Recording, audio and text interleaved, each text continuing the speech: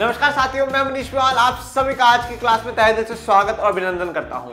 मैं उम्मीद करता हूं कि आप सभी शानदार, जबरदस्त और जिंदाबाद होंगे और आप सभी की कक्षा 10 की जो तैयारियां हैं वो काफी बेहतरीन चल रही होंगी। इन बेहतर तैयारियों को और बेहतरीन बनाने के लिए हम लोग कर रहे हैं कक्षा 10 की बिहार बोर्ड की वन शॉट की सीरीज और आज हमारा है अर्थशास्त्र का अध्याय 7 उपभोक्ता जागरण एवं संरक्षण का वन शॉट। बिहार बोर्ड का वन शॉट है, चैप्टर 7 है इकोनॉमिक्स का। और चलिए शुरू करते हैं आज के इस वन शॉट को। जान लेते हैं कि इस चैप्टर में हमें क्या क्या पढ़ना है। सबसे पहले हम इस चैप्टर में बात करेंगे परिचय की, हम लोग बात करेंगे, हम उपभोक्ता जागरण की बात करेंगे।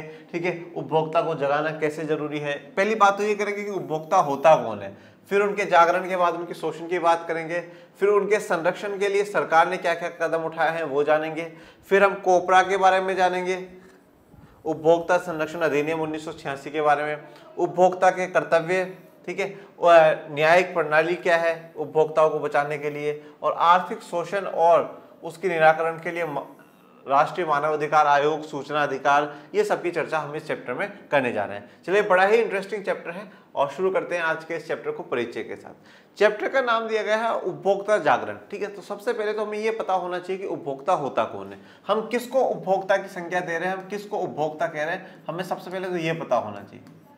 उपभोक्ता, या जिसे हम इंग्लिश में क्या कहते हैं, कंज्यूमर कहते हैं। देखिए, अगर सीधी सी भाषा में हम बात करें उपभोक्ता कौन होता है, उपभोक्ता वह व्यक्ति है जो किसी वस्तु का इस्तेमाल करता है, किसी वस्तु का उपभोग करता है, उसको हम लोग क्या कहते हैं, उपभोक्ता कहते हैं। मतलब किसी भी वस्तु का उपभोग करने वाला व्यक्ति, उपभोग करने वाला व्यक्ति उपभोक्ता कहलाता है। किसी भी वस्तु का अगर इस्तेमाल करेगा या उपभोग करेगा तो वो व्यक्ति क्या कहलाएगा, उपभोक्ता कहलाएगा। जैसे कि मान लीजिए इस शर्ट का मैं आज इस्तेमाल कर रहा हूं तो मैं क्या कहलाऊंगा, मैं उपभोक्ता कहलाऊंगा। मैं इस मोबाइल का इस्तेमाल करता हूं, मैं क्या कहलाऊंगा, उपभोक्ता कहलाऊंगा।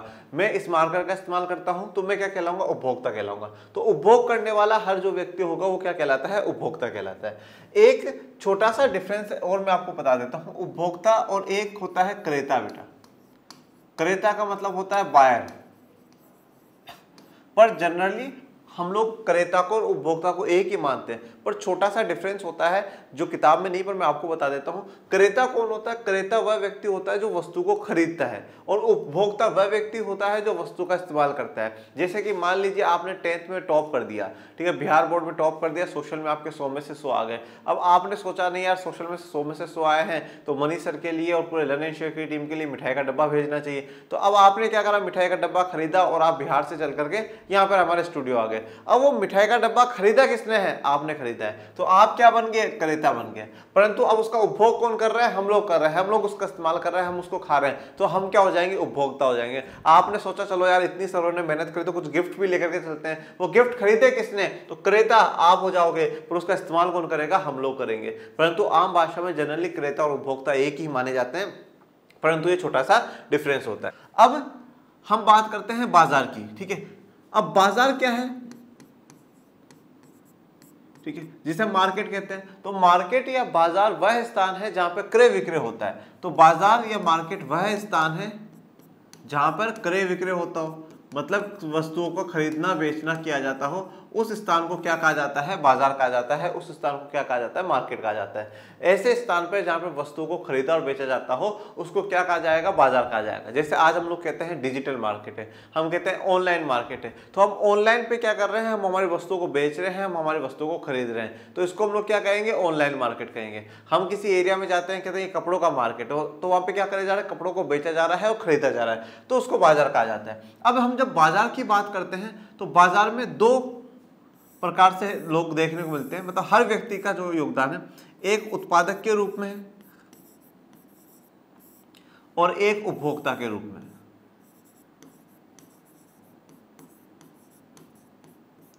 उत्पादक का मतलब क्या है, प्रोड्यूसर के रूप में। हम कहीं ना कहीं पहले काम करते हैं। हमने मुद्रा वाला चैप्टर पढ़ा है कि पहले हम कहीं काम करके पैसा कमाते हैं, मुद्रा कमाते हैं और फिर उस मुद्रा को अपने अनुसार खर्चा करते हैं। तो हम क्या करेंगे, कहीं ना कहीं काम करेंगे और ऐसा जब हम काम करते हैं जिससे कि हमें धन की प्राप्ति हो, आय की प्राप्ति हो, तो ऐसी क्रियाओं को हम लोग क्या कहते हैं, आर्थिक क्रियाएं कहते हैं। और आर्थिक क्रियाओं को 3 क्षेत्रों में बांटा गया है। तो हम किसी ना किसी क्षेत्र में काम करते हैं। या तो मैं प्राथमिक क्षेत्र में काम करके पैसा कमाऊंगा, तो जब मैं प्राथमिक क्षेत्र में काम कर रहा हूं तो मैं उस क्षेत्र का उत्पादक हो गया। मैं द्वितीय क्षेत्र में काम कर रहा हूं तो मैं उस क्षेत्र का उत्पादक हो गया। और अगर मैं तृतीय क्षेत्र में काम कर रहा हूं मेरे प्यारे विद्यार्थियों, तो मैं इस क्षेत्र का उत्पादक हो जाऊंगा। तो मैं किसी ना किसी क्षेत्र में पहले क्या कर रहा हूं, उत्पादन कर रहा हूं, मैं पहले प्रोडक्शन कर रहा हूं। मैं आज आपको पढ़ा रहा हूं तो मैं तृतीय क्षेत्र में पहले क्या कर रहा हूं, उत्पादन कर रहा हूं। तो मैं पहले प्रोड्यूसर हूं, क्योंकि मैं पहले काम करूंगा तभी मुझे आय की प्राप्ति होगी, धन की प्राप्ति होगी। और जब धन की मुझे प्राप्ति होगी तभी मैं अपनी वस्तुओं को खरीदने के लिए, उनको उपभोग करने के लिए पैसा खर्च कर पाऊंगा। तो हर व्यक्ति मार्केट में, इस पूरे बाजार में उत्पादक भी होता है और उपभोक्ता भी होता है। उत्पादक कब है, जब वो किसी वस्तु का उत्पादन कर रहा है। अगर आपके पिताजी किसान हैं तो आपके पिताजी क्या है, सब्जियों का उत्पादन कर रहे हैं, वो उस समय किसान है, ठीक है, वो उत्पादक है। परंतु जब वो कपड़े खरीदने जा रहे हैं तो वो एक उपभोक्ता हो जाएंगे। तो हमारा दोनों रोल है, हमारे उत्पादक के भी रोल है और हमारा उपभोक्ता का भी रोल है। आज मैं आपको यहाँ पर पढ़ा रहा हूँ, मैं क्या हूँ, एक उत्पादक हूँ। परंतु मान लीजिए मैं मार्केट में गाड़ी खरीदने के लिए जाता हूँ तो मैं क्या हो जाऊंगा, उपभोक्ता हो जाऊंगा। तो ये पूरा मार्केट, अब यहाँ पर हम विशेष किसी एक मार्केट की बात नहीं कर रहे, कपड़ों की मार्केट की, एजुकेशन मार्केट की, किसी एक पर्टिकुलर मार्केट की बात नहीं कर रहे, हम कह रहे हैं पूरे में, सारी जगह में अगर हम देखेंगे तो हम एक उत्पादक भी है और हम एक उपभोक्ता भी है।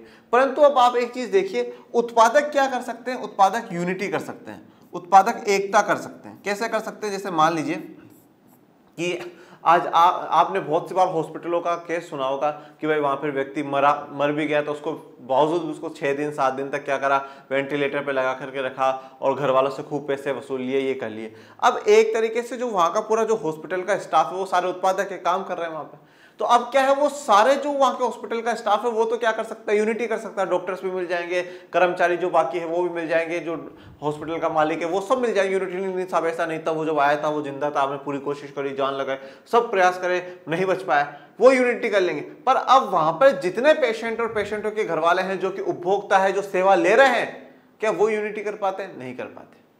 इतने केसेस होते हैं फिर भी क्या हम लोग यूनिटी करवाते, नहीं कर पाते। परंतु डॉक्टर्स जल्दी से यूनिटी हो जाते हैं, टीचर्स यूनाइट हो जाएंगे। या आप किसी एक मार्केट में जाओ, किसी मार्केट में दुकानदार के, किसी एक दुकानदार के साथ आप गलत करोगे तो पूरा मार्केट वो बंद कर लेंगे, नहीं साहब इस व्यक्ति को पकड़ा जाए, इसने हमारे साथ गलत करा, इस व्यक्ति ने तो क्या मैं यहाँ पे ये कहना चाहता हूँ, जो उत्पादक हैं, जो प्रोड्यूसर्स है, वो क्या कर लेते हैं, वो एकता कर लेते हैं, वो एक हो जाते हैं। वो गलत करके भी कभी क्या है, एक हो जाते हैं। परंतु जो उपभोक्ता है उसको क्या है, गलत का सामना करना पड़ता है, उसको साथ क्या होता है, शोषण होता है, उसके साथ अत्याचार होता है और वो यूनाइट नहीं हो पाता, वो एक नहीं हो पाता। तो इसलिए जरूरत आई है कि हमें उपभोक्ता को जागरूक करने की आवश्यकता है, हमें उपभोक्ता को जगाने की आवश्यकता है। उपभोक्ता को जागरूक कैसे करना, अर्थ मतलब उसके जो अधिकार है, कौन से अधिकार, यहाँ पे वो मौलिक अधिकारों की बात नहीं हो रही, वो तो है ही संविधान के, पर उसके अलावा जो सरकार एक विशेष तौर पर एक उपभोक्ता को देती है कि साहब आप हमेशा जागरूक रहो, आप जब सामान खरीदो आप अच्छे से सामान खरीदो, आप कोई सेवा लो उस सेवा की पूरी अच्छे से जानकारी लो,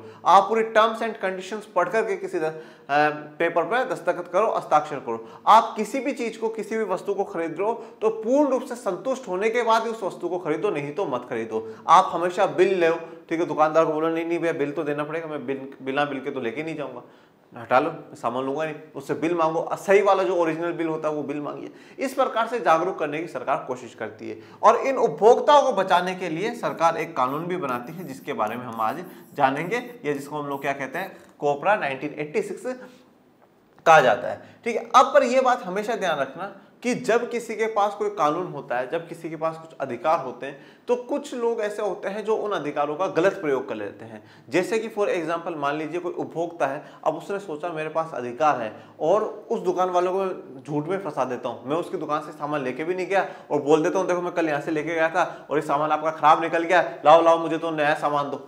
ऐसे भी नहीं करना, क्योंकि ये बात हमेशा ध्यान रखना कि अगर आप यहां उपभोक्ता हो तो कहीं ना कहीं आप भी उत्पादक होगे। आपके साथ अगर कोई ऐसा करेगा तो गलत होगा।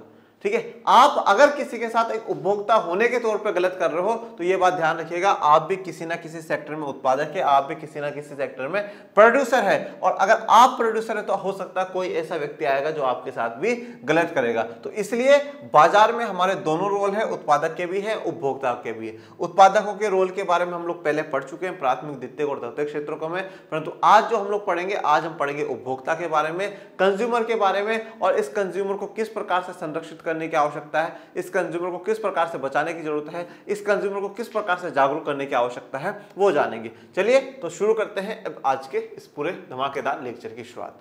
उपभोक्ता, व्यक्ति जब वस्तुएं एवं सेवाएं अपने प्रयोग के लिए खरीदता है तब वह उपभोक्ता कहलाता है। तो उपभोक्ता कौन होगा?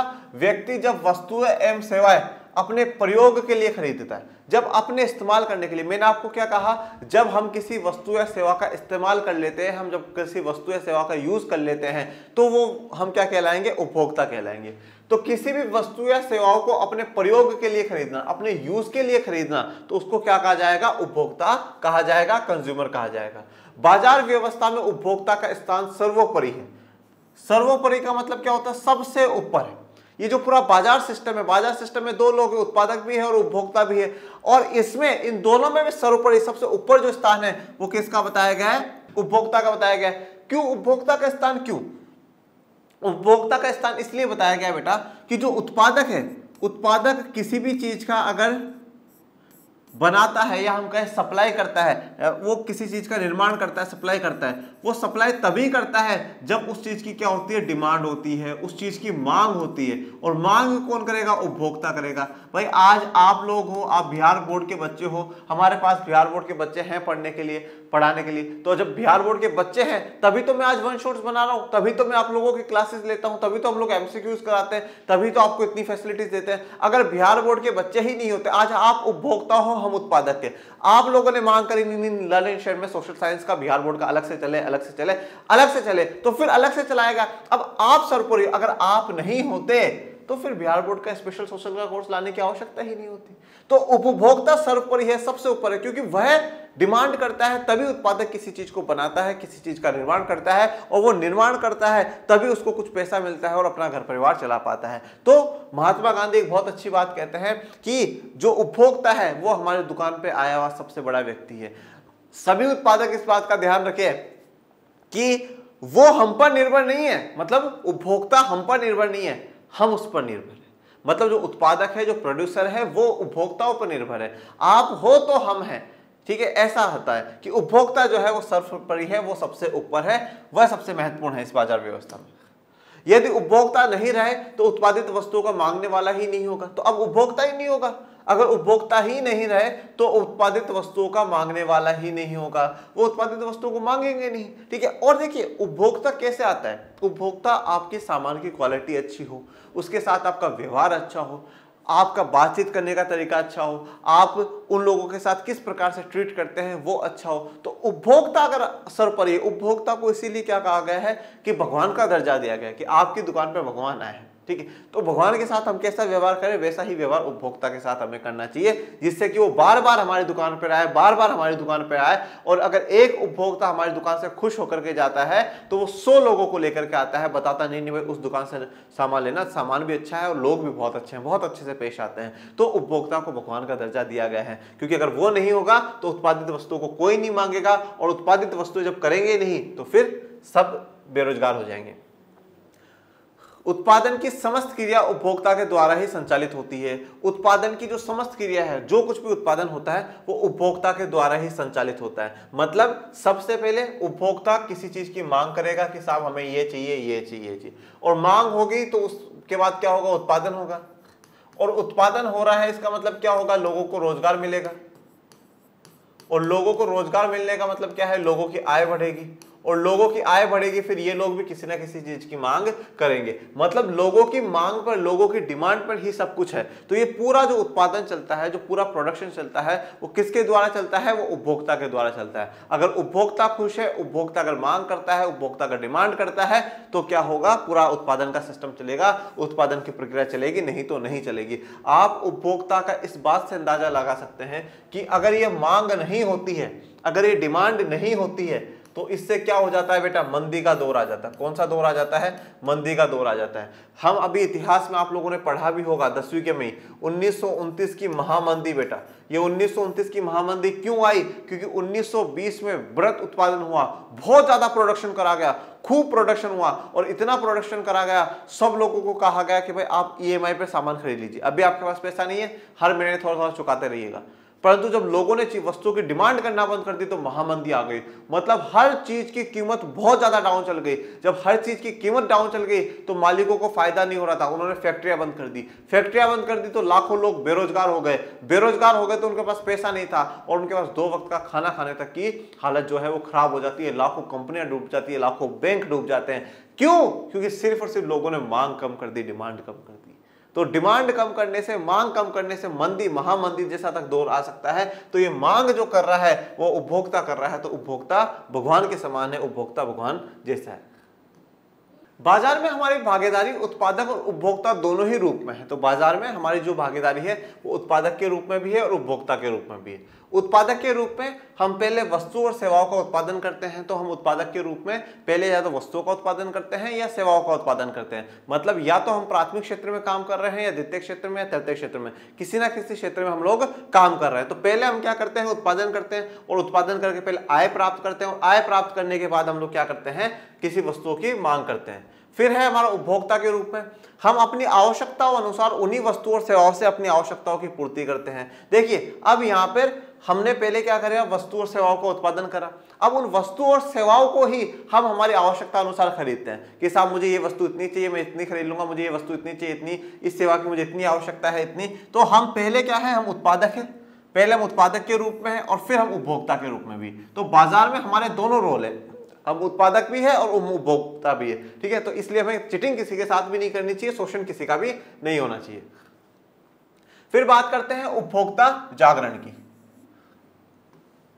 उपभोक्ता जागरण, बाजार व्यवस्था में उत्पादक और उपभोक्ता दोनों ही होते हैं और दोनों का अपना अलग महत्व है। वर्तमान युग में उपभोक्ताओं में वस्तु के मूल्य निर्माण एवं गुणवत्ता के प्रति जागरूक बनाया जाता है, उसे हम उपभोक्ता जागरण के रूप में जानते हैं। देखिए क्या कहा है, बाजार व्यवस्था में ये जो मार्केट सिस्टम है इसमें हम उत्पादक के रूप में भी और उपभोक्ता के रूप में भी, अभी हम लोगों ने जाना, दोनों का अपना अलग अलग महत्व है और दोनों की अपनी इंपोर्टेंस है। अब हम ऐसा नहीं कह सकते कि भाई उत्पादक नहीं हो तो भी चलेगा। अरे जब उत्पादक ही नहीं होगा तो फिर सामान बनाएगा कौन, सामान बनाएगा कौन? हाँ, उपभोक्ता सर्वोपरि है, उपभोक्ता सबसे इंपॉर्टेंट है, परंतु उपभोक्ता की मांग को पूरा करने वाला तो उत्पादक ही है। तो उत्पादक का भी अपना महत्व है और उपभोक्ता का भी अपना महत्व है, दोनों के अपने इंपॉर्टेंस है। परंतु वर्तमान युग में, अभी आज के समय में क्या हो रहा है कि उपभोक्ताओं में वस्तु के मूल्य निर्माण और गुणवत्ता के प्रति जागरूक बनाया जाता है। तो उनको वस्तु के मूल्य निर्माण, ठीक है, कि उस वस्तु का कितना मूल्य है और उसकी गुणवत्ता का मतलब उसकी क्वालिटी के प्रति, मतलब हम ये कह सकते हैं कि वस्तु की क्वालिटी और उसकी प्राइस के रिगार्डिंग क्या करा जा रहा है, लोगों को अवेयर करा जा रहा है।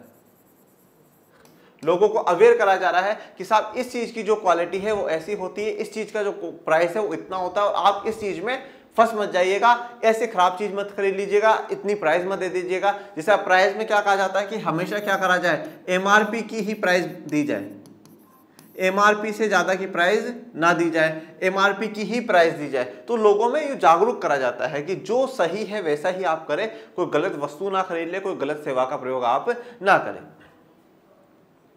एक उपभोक्ता प्रतिदिन विभिन्न वस्तुओं और सेवाओं के संपर्क में आता है, लेकिन उनका कई स्तर पर शोषण भी होता है। इसका कारण है उसे अपने अधिकार का ज्ञान नहीं होना और जागरूकता का अभाव। देखिए अब हमारी क्या है, आवश्यकताएं बहुत है, हमारी जरूरतें बहुत है, जरूरतें हमारी बिल्कुल अनएंडेड है, कभी वो जरूरतें हमारी खत्म नहीं होती। हमें आज ये चाहिए, कल ये चाहिए, ये भी मिल जाए, ये भी मिल जाए, ऐसा भी हो जाए, ऐसा भी हो जाए। हम बहुत कुछ, हम डेली कुछ ना कुछ खरीदते हैं, डेली हम कुछ ना कुछ कहीं ना कहीं पैसा खर्च करते हैं, चाहे किसी भी एक छोटी से छोटी वस्तु पर भी हम खर्चा क्यों ना करें, पर हम लोग करते हैं क्योंकि हमारी जरूरतें बहुत है। अब जब हमारी जरूरतें बहुत है ना, तो हम क्या अलग अलग वस्तुओं को खरीद रहे हैं, अलग अलग सेवाओं का आनंद हम लोग ले रहे हैं, तो इसलिए हमारा क्या कई स्तर पर शोषण होता है। ठीक है, हमें पता ही नहीं होता कि दुकानदार ने हमें हर साथ चीटिंग कर लिया, ठीक है, ये जो उत्पादक है उसने हमारे साथ चीटिंग कर लिया, उसने हमारा शोषण कर लिया, पता ही नहीं चलता। क्यों नहीं पता चलता? क्योंकि हमारे पास अधिकारों का ज्ञान नहीं है, हमें पता नहीं है कि सरकार ने, इस देश की कानून व्यवस्था ने हमें क्या क्या अधिकार दे रखे हैं। अगर मुझे हमारे अधिकारों का पता होगा, अगर मुझे मेरे राइट्स के बारे में पता होगा कि साहब मेरे पास ये राइट्स हैं,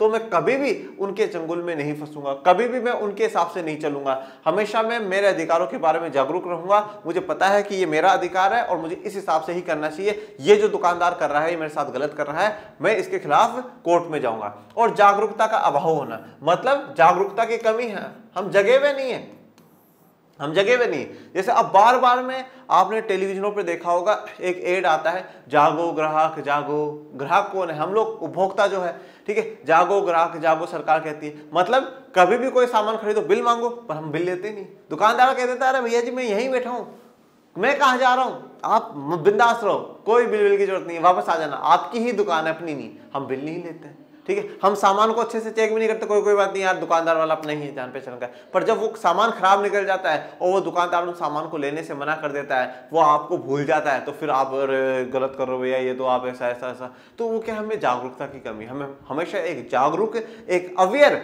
जो कंज्यूमर बनकर के रहना चाहिए। और अवेयर कंज्यूमर ही नहीं, हमें अवेयर सिटीजन बनकर के रहना चाहिए, एक जागरूक नागरिक बनकर के रहना चाहिए। जो सरकारें कर रही हैं वो सही कर रही हैं या गलत कर रही हैं, ठीक है। और जो आस पड़ोस में हो रहा है वो सही हो रहा है या गलत हो रहा है। हमें हर चीज के बारे में जागरूक होना चाहिए कि ये चीज जो हो रही है वो सही है या गलत है। आज भूमंडलीकरण के दौर में प्रत्येक उपभोक्ता में जागरूकता का परम आवश्यक है। अब भूमंडलीकरण, ठीक है, वैश्वीकरण वाला लास्ट चैप्टर हम लोग पढ़ करके आए। तो भूमंडलीकरण वाले में वैश्वीकरण, आजकल क्या है कि उस देश की चीज भारत में बिक रही है, भारत की चीज उस देश में बिक रही है।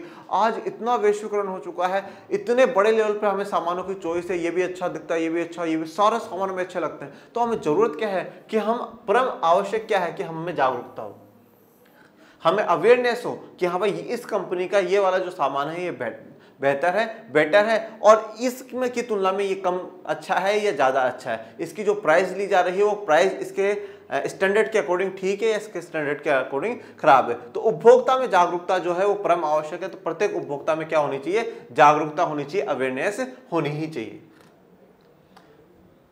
प्रत्येक व्यक्ति का यह अधिकार है कि वह जिस वस्तु का उपभोक्ता है उसके बारे में पूर्ण जानकारी ले, जैसे वस्तु का गुण, मात्रा, वस्तु बनाने में प्रयुक्त तत्व तथा इनमें होने वाले प्रभाव को जाने। यदि उपभोक्ता किसी विशेष वस्तु का उपभोग करता है और सामान खराब निकलता है तो उपभोक्ता अपने निकटतम उपभोक्ता केंद्र में उसकी उचित शिकायत दर्ज करवाकर मुआवजा प्राप्त कर सकता है। देखिए, अब प्रत्येक व्यक्ति का यह अधिकार है, ये राइट है। अभी हम इसके सारे अधिकार पढ़ेंगे कि हमें कौन कौन से अधिकार मिले हुए हैं। तो प्रत्येक व्यक्ति का यह अधिकार है कि वह जिस वस्तु का उपभोक्ता है, मतलब वो जिस भी वस्तु को खरीद रहा है और उसका इस्तेमाल कर रहा है, जिस भी वस्तु का वह उपभोक्ता है, तो उसके बारे में क्या करे? पूरी जानकारी ले। पूर्ण जानकारी लेनी चाहिए, आधी अधूरी भी नहीं, पूरी जानकारी आपको लेनी चाहिए कि वस्तु का गुण, ठीक है, वस्तु के गुण क्या है, अच्छी बातें क्या है, क्वालिटी क्या है उस वस्तु की, उस वस्तु में क्वांटिटी कितनी है, कितनी मात्रा है,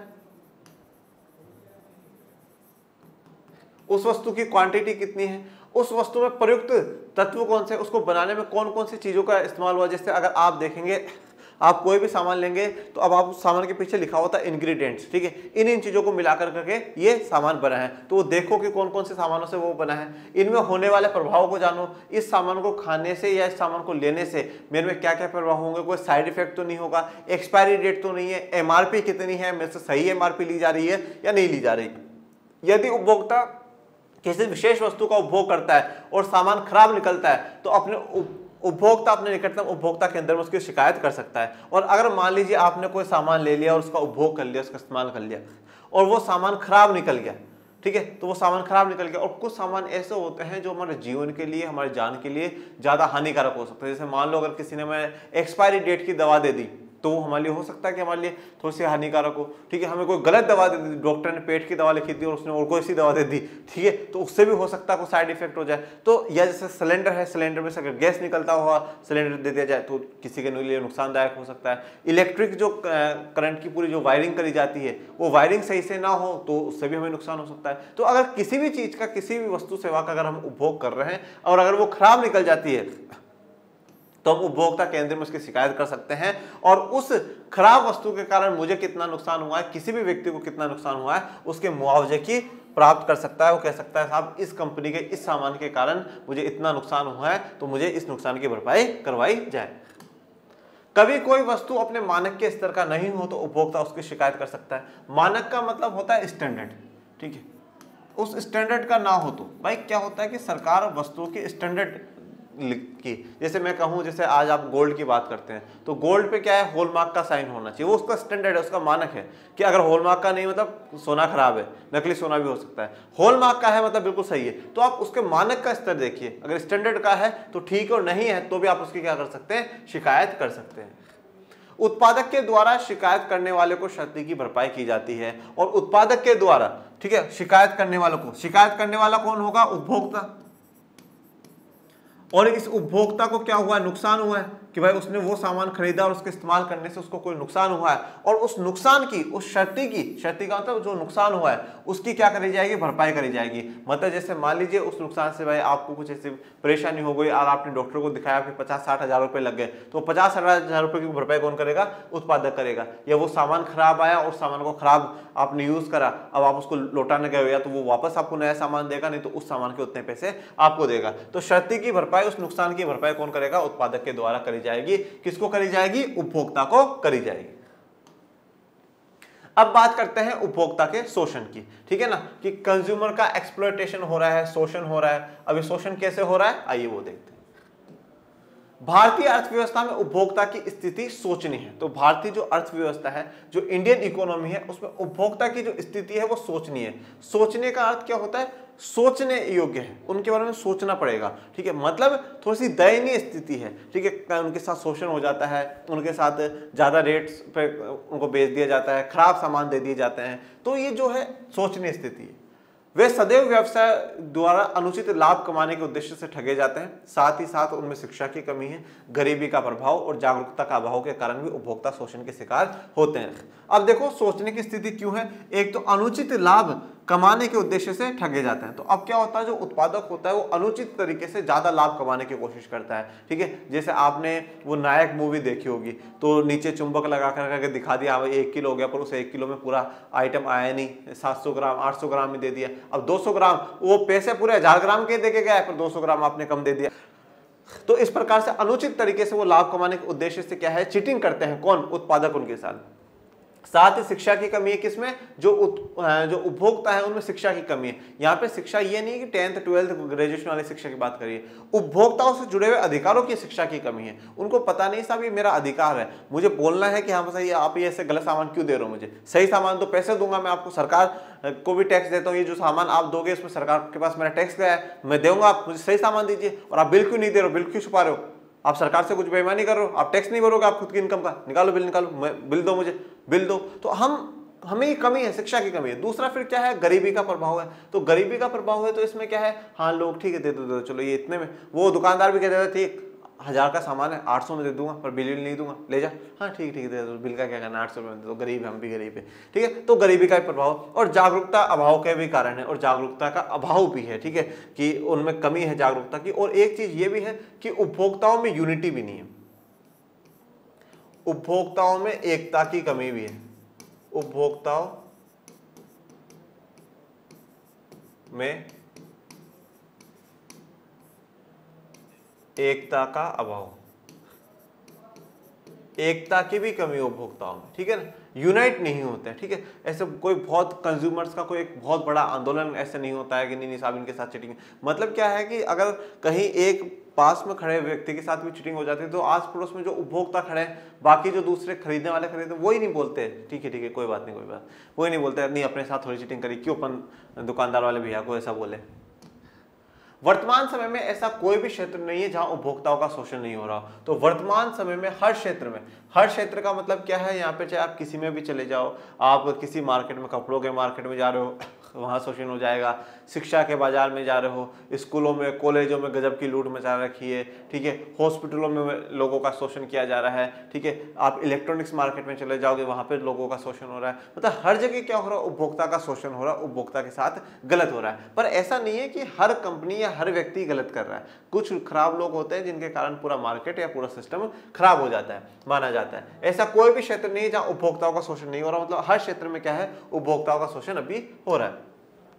इस प्रकार उपभोक्ता का एक नहीं कई प्रकार से शोषण किया जाता है, यानी कभी माल या सेवा की घटिया किस्म के कारण, तो कभी कम माप तोल के कारण, कभी नकली वस्तु उपलब्ध होने के कारण, कभी वस्तु की कालाबाजारी या जमाखोरी के कारण, तो कभी स्तरहीन विज्ञापनों के कारण उपभोक्ता के हितों की अनदेखी की जा रही है। अब देखिए शोषण किस किस प्रकार से हो रहा है वो देखिए, एक एक को बड़े अच्छे तरीके से देखिएगा। पहला, कभी माल या सेवा की घटिया किस्म के कारण, तो कभी क्या करा जा रहा है, जैसा माल हमें दिखाया जा रहा है वैसा माल हमें दिया नहीं जा रहा, हमें घटिया किस्म का, हमें खराब किस्म का माल दे दिया जाता है। जैसे मैं आपको जो फ्रूट बेचने वाले होते हैं ना, ये बहुत सी बार क्या करते हैं ऐसा, हाँ जी लीजिए, बोले बोले आम आम, हाँ आम आम आ जाइए, आम ले लीजिए, आम ले लीजिए, आम ले लीजिए, हाँ कितने, 1 किलो पैक कर दिए, आपके सामने थैली में डाल देंगे, हाँ भैया 100 रुपये। अब जैसे क्या करूंगा मैं, यूँ 100 रुपये निकालने के लिए यूँ जैसे पर्स निकाला है या जेब में से निकाले 100 रुपये, वो उतनी देर में क्या करते हैं, उस थैली को उठा के नीचे रख देते, तो खराब वाली थैली, लो भैया आपके 1 किलो आम जी।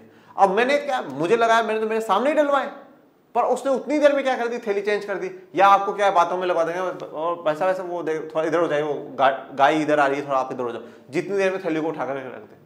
अब अपन को पता ही नहीं चला कि साहब अपने साथ चीटिंग हो। तो ये क्या है, ये जो माल या जो सेवा है वो कैसी घटिया किस्म की दे देंगे। सेवा में जैसे मैं आपको उदाहरण दूं, ठीक है, जैसे बहुत से एजुकेशन इंस्टीट्यूशंस होते हैं, शैक्षिक संस्थान होते हैं, नहीं साहब हम ऐसा कराएंगे, ये करेंगे, वो करेंगे, खूब महंगी महंगी फीस ले लेते हैं, और फिर क्या करते हैं, बच्चों को पढ़ाते ही नहीं।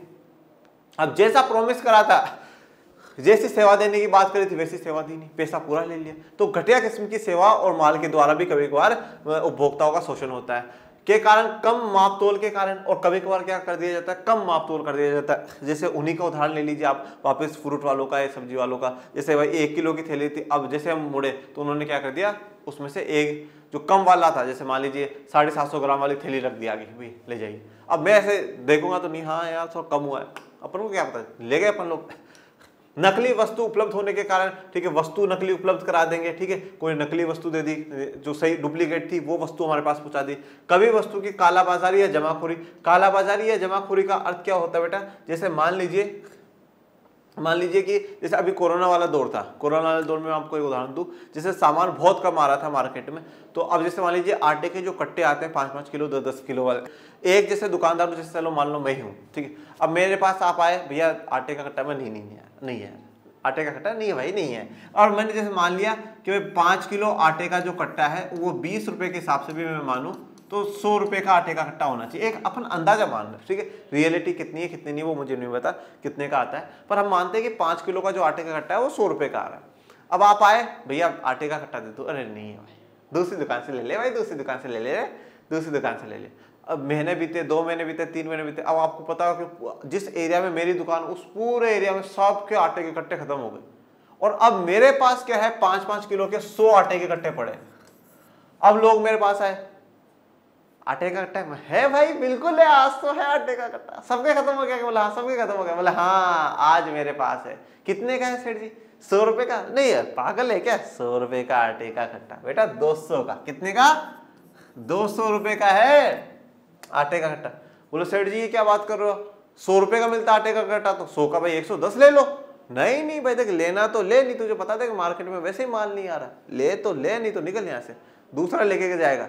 तो अब ये क्या हुआ, ये जमाखोरी हुई, आपके पास सामान होते हुए आपने नहीं बेचा, ये जमाखोरी है। और फिर उसको इस प्रकार से जमाखोरी कर करके आप रेट बढ़ा करके लोगों की मजबूरी का फायदा उठा करके आप उसको बेच रहे हो, ये क्या है, ये काला बाजारी है। या उसके अलावा आप ऐसा देख लीजिए, जो सिलेंडर होते हैं वो ब्लैक में दिए जाते हैं, जैसे मान लीजिए 1000 रुपए का सिलेंडर है, किसी को 1400 रुपए में हाँ ले ले, उसके बिना नाम रजिस्टर करे बिना ही उसको 400 रुपए एक्स्ट्रा लेकर के दे दिए जाते हैं। तो काला बाजारी जमाखोरी के कारण कभी कभार इस प्रकार से शोषण होता है। स्तरहीन विज्ञापनों के कारण, एक तो जो विज्ञापन है ना, एडवर्टाइजमेंट्स जो है, इसके चक्कर में मतलब हम बर्बाद हो गए। मैं आपको से बताऊं, कुछ तो क्या है कि हम आधे से ज्यादा लोग तो हम क्या करते हैं कि ये हमारा जो एक्टर है ना, मेरा जो फेवरेट जो एक्टर है, मेरा जो फेवरेट मॉडल है, ठीक है, ये मेरा जो इंस्पिरेशन है ना, ये व्यक्ति ये क्या करता है, इस चीज का ऐड करता है, तो मुझे भी ये चीज खरीदनी है। वो एडिडास के जूतों का ऐड कर रहा है, मुझे भी एडिडास के जूते खरीदने। मैं ये नहीं कह रहा कि एडिडास के जूते खराब है या कंपनी खराब। पहली बात तो एक बात आपको ये बताऊं, आप बच्चे हैं, कभी भी ऐसी चीजों की जिद मत करिए जो कि आपके माता पिता के ऊपर भारी पड़े, ठीक है। अब आपने तो टीवी में देख लिया मेरा जो फेवरेट व्यक्ति है वो एडिडास के जूते, अरे भाई वो एक एक दिन के कमाते भी 1-1 करोड़ रुपए हैं, एक एक दिन के वो 1-1 करोड़ 2-2 करोड़ रुपए कमा रहे हैं। तो उन वो एडिडास के जूते पहने या किसी के पहना है, उनको फर्क नहीं पड़ता, और वो पहनते भी नहीं हो तो हो सकता है कोई और भी बेहतर चीज मंगवा दो, पर आपके माँ बाप आप पे इतना निवेश कर रहे हैं कि आप अच्छे व्यक्ति बन जाओ, आप अच्छा खाओ, अच्छा पियो और ठीक ठाक कपड़े लत्ते पहनो, ऐसा नहीं। और दूसरा क्या है, हमने देख लिया, अच्छा अब तो मैं वही सामान खरीदूंगा। अब वो आप सोचिए, जो लोग एक इतने बड़े एक्टर से, एक इतने बड़े सेलिब्रिटी से प्रमोशन करवाने की जरूरत पड़ गई, तो मतलब कहीं ना कहीं तो उनके सामान में कुछ ना कुछ तो डिफॉल्ट रहा होगा, कुछ ना कुछ तो। नहीं तो इतना किसी से करवा दो, प्रमोशन ही तो करवाना था, पर उस व्यक्ति से जनता को अट्रैक्ट करने की, खींचने की कोशिश करी गई। तो हम कभी कभी विज्ञापनों के चक्कर में पढ़ करके हम खराब वस्तुओं को खरीद लेते हैं। बस हाँ, कंपनी का नाम है साहब, कंपनी का नाम है। मैं ये नहीं कहता कि कंपनियों के सामान जो है वो खराब आते हैं। कभी कभार क्या होता है कि जो ये रोड पे बैठ करके सामान बेचते हैं ना, जैसे जूते बेच देंगे, कपड़े बेच देंगे, कभी कभार इनके सामान अच्छे निकल जाते हैं और कंपनियों के जो सामान होते हैं वो खराब निकल जाते हैं। और कभी कभार इनके जो सामान है वो खराब निकल जाते हैं, कंपनियों को बहुत अच्छे निकल जाते हैं। विज्ञापनों के चक्कर में ना पड़े, हम खुद जागरूक बने, हम अच्छे से सामान को चेक करें और सामान चेक कर करके ही हम खरीदें। आजकल उत्पादों के साथ प्रलोभन देना एक प्रमुख समस्या बनी हुई है। अब उत्पाद के साथ क्या करा जा रहा है, प्रलोभन दिया जा रहा है, मतलब लालच। भगवान श्री कृष्ण गीता में कहते हैं कि काम, क्रोध और लालच ये इंसान के 3 विनाश के द्वार हैं, ठीक है ना, ठीक है। काम, क्रोध और लालच, ठीक है, ये 3 जो है इंसान के लिए बहुत बेकार है। मतलब गुस्सा आना, व्यक्ति को लालच होना, ठीक है ना, और हमारा लड़कों का लड़कियों के पीछे जाना, लड़कियों का लड़कों के पीछे जाना, ये गलत है। ये तीनों जो चीजें हैं ये विनाश के द्वार हैं, ठीक है। तो ऐसा नहीं होना चाहिए, हमें ईश्वर के प्रति ही लगन लगा के रखनी चाहिए, ऐसा भगवान कहते हैं। तो अब प्रलोभन देना, अब उत्पादक क्या है, लालच देता है, एक के साथ एक फ्री, ठीक है। ये लीजिए आप 5 किलो का सर्फ का पैकेट, इसके साथ आपको बकेट, बाल्टी फ्री, ठीक है। ये लीजिए, ये वाली घड़ी लीजिए, इस घड़ी के साथ 2 घड़ी फ्री। तो इस प्रकार का हमें लालच देते हैं और हम लालच में आकर के क्या करते हैं, अरे वाह वाह वाह यार फ्री मिल रहा है, चलो चलो चलो ले लेते हैं, मजा आ गया, मजा आ गया। तो अब ऐसा कर करके क्या है, हम उनके जो जाल है उस जाल में क्या करते हैं, फंस जाते हैं। एक वस्तु खरीदने पर एक वस्तु मुफ्त, ये सबसे इंपॉर्टेंट। ये एक वस्तु खरीदने पर एक वस्तु मुफ्त तो जनरली कब चलाया जाता है, जब स्टॉक पुराना हो जाता है। तो कहते हैं हाँ साहब ये वस्तु खरीदो और ये वाली फ्री ले जाओ, जो हमारा पुराना स्टॉक भी क्या है, खाली होता जाए और इस पुराने स्टॉक के चक्कर में थोड़ा बहुत नया भी बिक जाएगा, बढ़िया है, चलो चलो चलो चलो लेते जाओ लेते जाओ। एक वस्तु खरीदने पर एक वस्तु मुफ्त, पुरानी वस्तु के बदले नई वस्तु, ये बहुत सा देखते हैं आजकल। आप कोई भी मोबाइल लाइए, कोई भी टेलीविजन लाइए, कोई पुराना मोबाइल टेलीविजन लाइए और आप नया मोबाइल टेलीविजन लेकर के जाइए, तो कोई भी पुरानी वस्तु के बदले क्या होगा, नई वस्तु दे दी जाएगी। नहाने का साबुन में सोने का लॉकेट होना, वाह वाह। अब वो नहाने के साबुन की एक जो वो है वो 24-25 रुपए की, 30 रुपए की आती है और उसमें सोने का लॉकेट है। और हो भी सकता है भाई लाखों साबुनों में से एक में डाल दिया होगा तो वो उसकी किस्मत है, पर नहाने के साबुन के चक्कर में अब उस सोने को लॉकेट को ढूंढने रोज हम जल्दी जल्दी उसको और ज्यादा रगड़ते हैं, और साबुन कब निकलेगा लॉकेट, कब निकलेगा लॉकेट, और पता चला यूं जिंदगी निकल गई पर लॉकेट नहीं निकला साबुन में। चाय की पैकिंग में डायमंड का होना, ये उदाहरण है आप लोगों के लिए, ठीक है। अनेक वस्तुओं के साथ स्कूटर, फ्रिज, टीवी, मोबाइल आदि लाखों के इनाम का लालच, ठीक है। और आप ये वस्तु खरीदिए, इसके साथ आपको स्कूटर फ्री दे देंगे, आप ये वस्तु खरीद लीजिए, आपको इसके साथ टीवी, एलईडी, एलसीडी ये फ्री दे देंगे। इस प्रकार के लालच दिए जाते हैं और लाखों के इनामों की बात करी जाती है, और ऐसे लालचों में क्या है, व्यक्ति फंस जाता है। आपने कभी सोचा है कि ये स्थिति क्यों आती है? सबसे इंपॉर्टेंट बात भाई, इतना शोषण जो हो रहा है वो क्यों हो रहा है, या इतने जो प्रलोभन देकर करके उस व्यक्ति को जो फंसाने की कोशिश हो रही है वो क्यों हो रही है, ये स्थिति जो है, ये स्थिति आ रही है तो क्यों आ रही है, इसका कारण क्या है वो जानते हैं।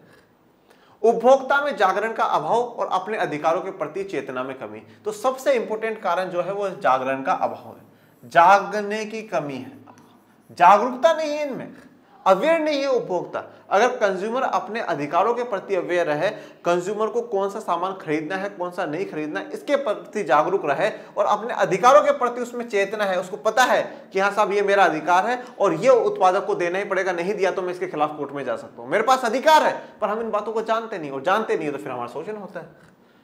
उपभोक्ताओं को अपने अधिकारों के प्रति जागरूक व सचेत रहना चाहिए। तो जब अब जागरूकता की कमी है तो फिर क्या करो, जागरूक बनो, अधिकारों के प्रति जागरूक बनो, अधिकारों के प्रति सचेत बनो कि हाँ साहब ये मेरा अधिकार है और मुझे इसके प्रति क्या है, जागरूक रहना है, इसके प्रति अवेयर रहना है, और मुझे मेरे सारे अधिकारों के बारे में जानना है, जिससे कि कोई भी उत्पादक या कोई भी व्यक्ति मेरा शोषण ना कर पाए, कोई भी मेरा साथ किसी प्रकार का गलत ना कर पाए। उपभोक्ता शोषण के मुख्य कारक। अब उपभोक्ता शोषण के मुख्य कारक कौन कौन से? ऐसे मुख्य फैक्टर्स कौन कौन से हैं, मेन फैक्टर्स कौन से हैं जिनके कारण उपभोक्ता का शोषण होता है। पहला है मिलावट की समस्या, ठीक है। तो सबसे इंपॉर्टेंट तो ये देखने को मिलती है मिलावट की समस्या, कि सामान में कुछ मिलावट कर करके दे दिया, ठीक है। ये वाली चीज है इसमें और कुछ मिला करके दे दिया, ये वाली चीज है। अच्छे जो सामान है उसमें खराब क्वालिटी का सामान मिला करके दे दिया। जैसे मान लीजिए शक्कर है, शक्कर एक अच्छा पैकेट है, उसमें थोड़ा बीच में क्या है खराब शक्कर जो है वो मिला करके दे दी। तो मिलावट की समस्या हम लोग देखते हैं, ठीक है। ये तो आपने बहुत सी बार देखा ही होगा। कम तोलने द्वारा, ठीक है, हमें कम तोल करके सामान दे दिया जाता है। जैसे भाई हमने 1 किलो मांगा, उसमें 800 ग्राम तोल दिया। 2 किलो सामान मांगा था, 1.5 किलो ही तोड़ दिया, हमें पता ही नहीं चला। तो कम तोलने द्वारा। कम गुणवत्ता वाली, ठीक है, कम क्वालिटी वाली, ठीक है, जो लो क्वालिटी जिसे कहा जाता है, अच्छी क्वालिटी का नहीं, लो क्वालिटी का सामान दे दिया जाता है, जिससे क्या हो कि व्यक्ति की हो सकता है व्यक्ति को कोई व्यक्तिगत नुकसान हो जाए, ठीक है। उसकी अगर खाने पीने का सामान है तो हो सकता है उसके शरीर को नुकसान पहुंच जाए। तो लो क्वालिटी का सामान हमें दे दिया जाता है, जो कि हमारे लिए खराब बात होती है। ऐसे भी शोषण ही होता है। ऊंची कीमत द्वारा, ठीक है, जितनी कीमत उस पर MRP पे लिखी है उससे ज्यादा कीमत ले लेना, तो भी वो भी क्या है, हमारा तो शोषण ही। भाई इस पे जब 10 रुपए लिखा था तो हमसे 15 क्यों ले रहा भाई, 10 ही ले। और फिर लास्ट डुप्लीकेट वस्तुएं, ठीक है। तो हमें कभी कभार क्या करा जाता है, डुप्लीकेट वस्तुएं दे दी जाती है, या हम कह सकते हैं नकली वस्तुएं जो होती हैं वो दे दी जाती है। अब उपभोक्ता संरक्षण एवं सरकार, ठीक है। अब देश में हर व्यक्ति को संरक्षित करने की जो जिम्मेदारी है वो सरकार की है, और विशेष करके उन वर्गों को तो संरक्षित करने की जरूर जिम्मेदारी है जिनके साथ शोषण हो रहा हो। चाहे वो आप सामाजिक आधार पर देख लो, ठीक है, सरकार दलितों के लिए, वंचितों के लिए, पिछड़ी जाति महिलाओं के लिए सरकार बहुत से काम करती है, क्योंकि उनका शोषण हुआ है या अभी हो रहा है, ठीक है। इसी प्रकार से जब आर्थिक लाइन में हम देखते हैं, बाजार व्यवस्थाओं में देखते हैं कि उपभोक्ता का शोषण हो रहा है, तो अब सरकार की जिम्मेदारी है कि उनको संरक्षित करे, क्योंकि शोषण से बचाने के लिए ही सरकारें होती हैं। तो उपभोक्ता का संरक्षण करने के लिए सरकार क्या कर रही है वो देखते हैं। ग्राहक उपभोक्ता को बाजार में चुनने के लिए अनेक विकल्प मौजूद हैं, लेकिन वस्तुओं और सेवाओं के बारे में उन्हें सही और विश्वसनीय सूचना अगर उपलब्ध नहीं होगी तो वे सही चुनाव नहीं कर पाएंगे। देखिए, आज वैश्वीकरण का दौर है, आज ग्लोबलाइजेशन का दौर है, आज हमारे सबके पास बहुत सारे ऑप्शंस हैं। हम ये भी खरीद ले, हम ये भी खरीद ले। हमने जिसे देखा है वैश्वीकरण में कि वैश्वीकरण आने के बाद उपभोक्ताओं के पास चॉइस बढ़ गई, चुनने के जो अवसर हैं वो बढ़ चुके हैं। आज हम मोबाइल खरीदने जाते हैं, हमारे पास 20 कंपनी के मोबाइल है, ठीक है, और बेहतर फीचर्स के साथ, कोई कम प्राइस के साथ, कोई ज्यादा प्राइस के साथ, हमें बहुत से ऑप्शंस आज हमारे पास मिल जाएंगे। तो आज मार्केट में ग्राहक या जिसे उपभोक्ता कहा जा रहा है उसके पास चुनने के लिए अनेक विकल्प मौजूद है। एक दो नहीं भी बहुत सारे उसके पास विकल्प मौजूद है, लेकिन वस्तुओं और सेवाओं के बारे में उन्हें सही और विश्वसनीय सूचना अगर उपलब्ध नहीं होगी, परंतु वो वस्तु कितनी सही है, वो कितनी विश्वास योग्य है, कितनी बेहतर वो वस्तु है, कितना हम उसको इस्तेमाल कर सकते हैं, इस्तेमाल करने से हमें क्या फायदा है, क्या नुकसान है, अगर उसकी सही सूचना नहीं होगी तो हम उसका सही चुनाव नहीं कर पाएंगे, हम उसका सही चुनाव नहीं कर पाएंगे। क्योंकि भाई चुनाव करने का मतलब यह है कि मैं बेस्ट चीज अपने लिए चुन लूं, और बेस्ट चीज कब चुन पाऊंगा, जब मुझे पूरा पता होगा भाई ये वस्तु सही है, ये वस्तु गलत है, इसमें ये कमी है और इसमें ये अच्छाई है। जब मुझे पूरा ज्ञान होगा, मुझे पूरी नॉलेज होगी, तभी तो मैं चुन पाऊंगा। जैसे भाई फॉर एग्जाम्पल, आप अभी क्लास आज 10th में है, 10th के बाद आप 11th में जाएंगे, और 11th में आपके सब्जेक्ट चुनना है। आपके पास 4 ऑप्शन रहेंगे, पहला रहेगा साइंस मैथ, दूसरा रहेगा साइंस बायो, तीसरा रहेगा कॉमर्स, और चौथा रहेगा आर्ट्स। अब आज आपको पूरा नॉलेज है कि हाँ भाई मुझे ये करना है फ्यूचर में, और उस में करने के लिए मुझे ये सब्जेक्ट ज्यादा यूजफुल है, ये वाला है, ये वाला है, या ये वाला जो है, आप उस हिसाब से लेंगे। मुझे इस सब्जेक्ट में ये चीजें पढ़नी पड़ेगी, इस सब्जेक्ट में ये चीजें पढ़नी पड़ेगी, इस सब्जेक्ट में ये पढ़ना पड़ेगा, इस सब्जेक्ट में ये पढ़ना पड़ेगा। और चलो मैंने मान लीजिए कोई एक सब्जेक्ट इनमें से चूज कर लिया, अब इनको पढ़ने का बेस्ट प्लेटफॉर्म कौन सा है, कौन से प्लेटफॉर्म से मैं सेवाएं लूं, कौन से प्लेटफॉर्म से पढूं, कहां से पढूं, कैसे तैयारी करूं, कैसे मैं जो गोल मैंने डिसाइड करा है उस गोल को अचीव करूं। तो आपको पूरी जानकारी होगी तभी आप सही डिसीजन ले पाओगे, नहीं तो नहीं ले पाओगे। इसलिए सरकार की महत्वपूर्ण जिम्मेदारी है कि बाजार में उपलब्ध बेहतरीन सूचनाओं को सही रूप में उपलब्ध करवाकर उपभोक्ताओं को संरक्षण प्रदान करे। तो इसलिए ये सरकार की महत्वपूर्ण जिम्मेदारी है, एक इंपॉर्टेंट मतलब कर्तव्य सा बन जाता है सरकार का कि जो बेहतरीन जो सूचना है उनको सही रूप में उपलब्ध करवा करके उपभोक्ता का संरक्षण प्रदान करे। इसीलिए सरकारें क्या है, एडवर्टाइज करती है, जागो ग्राहक जागो, जब भी सामान खरीदने जाओ बिल खरीद दो, बिल लो उन लोगों से, हमेशा सामान को जो है मानक स्तर है वो चेक करो, ठीक है, गुणवत्ता वाली वस्तुएं लो, MRP से ज्यादा पेमेंट मत करो। ऐसी चीजें सरकार आप लोगों को क्या करे, सूचना दे रही है, आपको जागने का काम करे, जगाने का काम कर रही है। और देखिए सरकार भी उन्हीं की मदद कर सकती है जो खुद की मदद करना चाहे। जैसे भगवान कहते थे कि भाई जो खुद की मदद करना चाहता है ईश्वर भी उन्हीं की मदद करते हैं। तो अब सरकार ने क्या करा है कि भाई इनको जानकारी देने के लिए, इनको संरक्षण करने के लिए सरकार क्या करेगी, उपभोक्ताओं के लिए कानून बनाएगी। भाई सरकार के हाथ में तो सबसे बड़ी शक्ति यही है, सबसे बड़ी ताकत सरकार की तो यही है कि वो कानून बना सकती है, कोई भी लॉ बना सकती है और उसको इंप्लीमेंट करवा सकती है। तो सरकार ने कहा कानून बना देते हैं। और फिर कौन सा कानून बनाया सरकार ने, उपभोक्ता संरक्षण 1986। ठीक है, कौन सा बनाया, उपभोक्ता संरक्षण 1986, या जिसे क्या कहा जाता है, कोपरा कहा जाता है। कौन सा एक्ट, कोपरा एक्ट, कंज्यूमर प्रोटेक्शन एक्ट 1986 इसको कहा जाता है। ठीक है, कोपरा कहा जाएगा, कोबरा मत लिखिएगा। आ जाइए उपभोक्ता संरक्षण अधिनियम 1986। ठीक है, तो कंज्यूमर प्रोटेक्शन एक्ट 1986, शॉर्ट में इसको कोपरा कहा जाएगा। पर बच्चों ये बात ध्यान रखिएगा कि 2019 में इस एक्ट को जगह कोपरा 2019 आ चुका है, परंतु किताबों में संशोधन नहीं करा गया है, किताबों में बदलाव नहीं करा गया है। तो अभी वो कोपरा 1986 वाला ही हम लोग पढ़ रहे हैं। भारत सरकार द्वारा पारित उपभोक्ताओं की सुरक्षा और संरक्षण हेतु उपभोक्ता संरक्षण अधिनियम 1986 बड़ा ही इंपोर्टेंट है। ये एक्ट बड़ा इंपोर्टेंट है, एमसीक्यूज में पूछ लिया जाएगा 1 मार्क्स में, ध्यान रखिएगा। एक महत्वपूर्ण अधिनियम है जिसमें उपभोक्ताओं को बाजार में बेची जाने वाली वस्तुओं के संबंध में संरक्षण का अधिकार दिया जाता है। ठीक है, तो उपभोक्ता संरक्षण अधिनियम एक महत्वपूर्ण और एक बहुत इंपॉर्टेंट अधिनियम, एक कानून है। इसमें क्या करा गया है, उपभोक्ताओं को बाजार में बेचे जाने वाली वस्तुओं के संबंध में संरक्षण का अधिकार दिया गया है। तो बाजार में जो भी वस्तु या सेवा बेची जा रही है उपभोक्ताओं को, उसके प्रति उनको जागरूक करने के लिए, उनको संरक्षित का मतलब होता है उनको बचाना, उनको शोषण से बचाना, उनके साथ कुछ गलत ना हो उससे बचाने के लिए क्या है, अधिकार इस एक्ट में दिए गए हैं। कोपरा 1986 में कुछ ऐसे अधिकार दिए गए हैं जिससे कि अगर किसी उपभोक्ता के साथ गलत हो तो वो न्यायालय जा सके, कोर्ट जा सके, वो शोषण से खुद को संरक्षित कर सके, शोषण से खुद को क्या कर सके, बचा सके। पहला है सुरक्षा का अधिकार।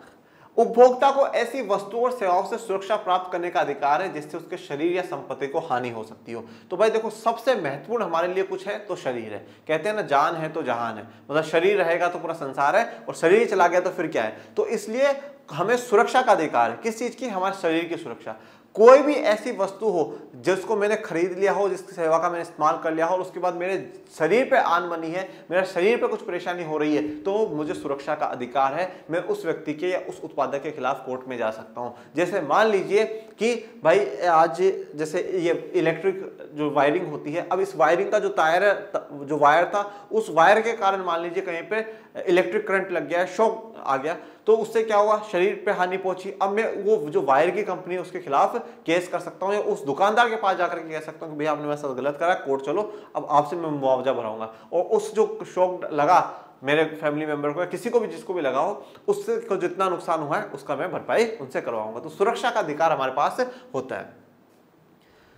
दूसरा है सूचना पाने का अधिकार। उपभोक्ता को वे सभी आवश्यक सूचनाएं भी प्राप्त करने का अधिकार है जिसके आधार पर वह वस्तुएं या सेवाएं खरीदने का निर्णय कर सकता है। तो दूसरा सूचना पाने का अधिकार है। तो हम जो वस्तु खरीद रहे हैं उस वस्तु के बारे में हमारे पास पूरी इंफॉर्मेशन होनी चाहिए, पूरी जानकारी होनी चाहिए, और उस जानकारी को पाने का हमारे पास अधिकार है।